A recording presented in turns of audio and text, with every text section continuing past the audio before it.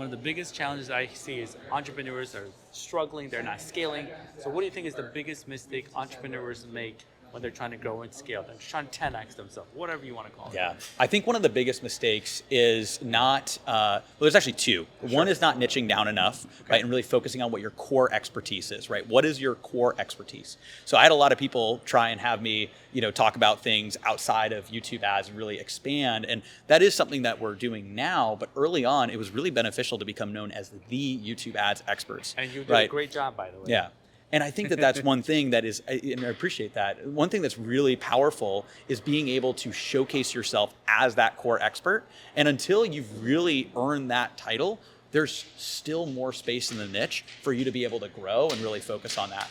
But then the second biggest mistake that I see people make is not actually doubling down and reinvesting into their business. So reinvesting into people, reinvesting into ad spend, going back in and investing more to be able to grow.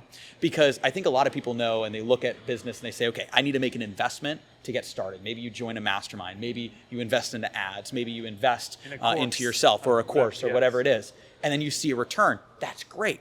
But then the trap a lot of people fall into is they don't continue to invest, right? They see that they think they've already made the investment. Everything else is the upside. And yes, you can have a lot of upside. It's also really exciting when you have that profit coming in and you have a lot of that that you're building up. Cash flow. Cash flow, exactly. But you need to also earmark a certain amount to reinvest back into the business because that's going to get the next level of growth. Don't forget what actually unlocked this first level of growth, which was making that investment in yourself and in your business. So how did you discover this, Mr. Aleric?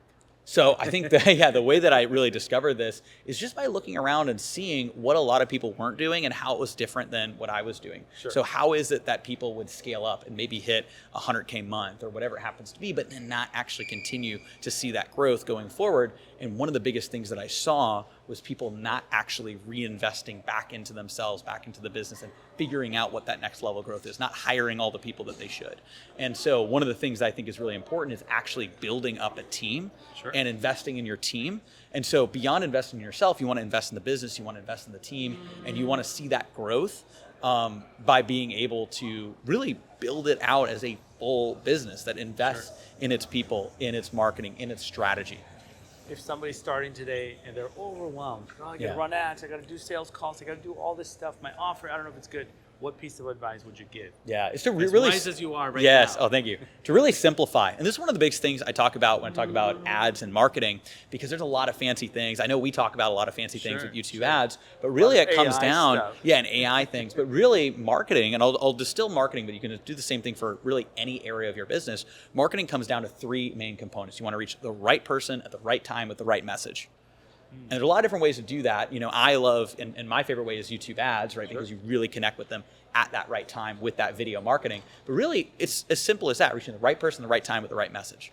And so simplifying. So same thing with sales, right? It's actually getting in front of people with value that they're going to be able to receive, where they can see a clear return, know that it's possible for them, and know that that's what they want to do.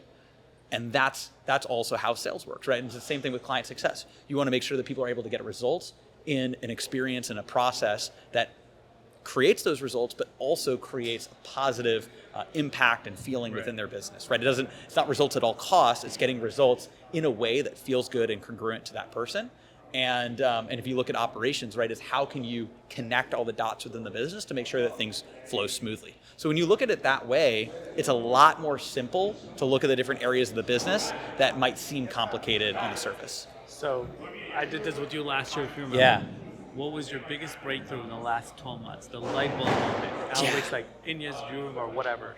You're like, oh my gosh. So I think the biggest breakthrough, and this is really an interesting one, but I think the biggest breakthrough is to really focus on having a team of cultivated A players and knowing when it is best to really continue to train people, but also when it's best maybe to, find people that are going to be able to propel that next level. When you're growing really fast, not a lot of people talk about this. So this is getting into the real, side of it. When you're growing really fast, naturally there's going to be people on your team that really grow with that.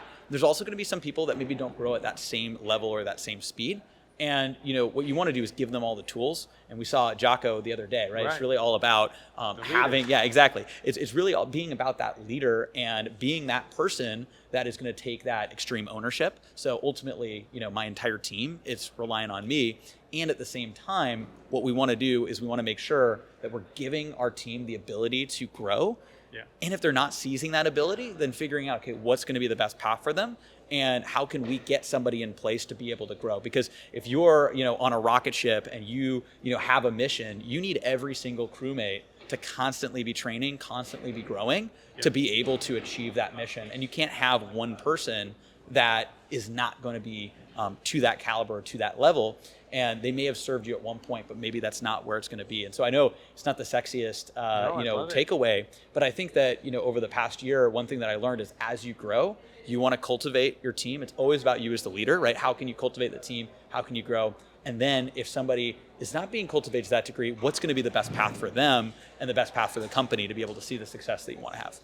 How can they find you, Mr. Aleric? Yeah, absolutely. So you can find me on adoutreach.com, ADOUTREACH.com. I also have a YouTube channel, Aleric Heck. You can just look it up right there on YouTube. And if you want a free gift, get a full 19-page YouTube ad strategy PDF on adoutreach.com/gift. Completely free. You can check it out for yourself. Wow. Thank you so much. Thanks so much.